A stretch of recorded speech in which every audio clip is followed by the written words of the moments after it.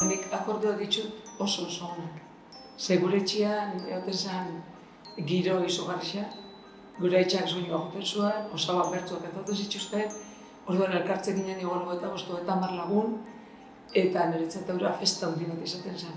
Hainbeste jende, eta oso berandura arte, umiak nekatu arte, eta nekatzen ginen nian obera, eta alare bestiak gelditzen zian, bertzotan, dantzan, okartetan, musian ditzen zuten goizera arte, goizalde arte, eta gero behak esopaketan jan arte.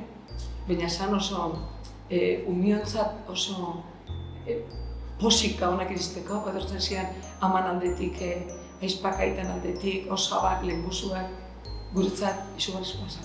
Jostarioa baino gehiago, elkartze hori, ondo pasatze hori, bagian hori esan detena, soinu eta bertzuak hor zauden dago hor festa bazen guretzat.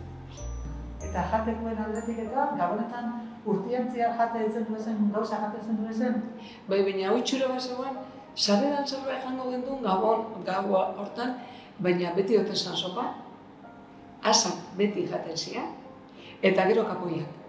Konpotiak beti duten zan, eta gero turroia etxien indako pastela. Eta nahiz eta oin aldaketak izan gure menua pixkat, oinene jarraitzen dugu, asak beti jaten ditu, eta gaztiak esaten dute. Asak, eta gero dana jaten dute asak. Asa horrek egun hortan, omen daude beste tamaina hobiak. Eta gero oi asko jaten ditugu. Nahiz eta beste menua da, eta konpote ere beti goten da, errezin zaharrekin egon da. Horrek hirurok, oin ere jarraitzen dugu espazioan elkartzen geanean. Bai.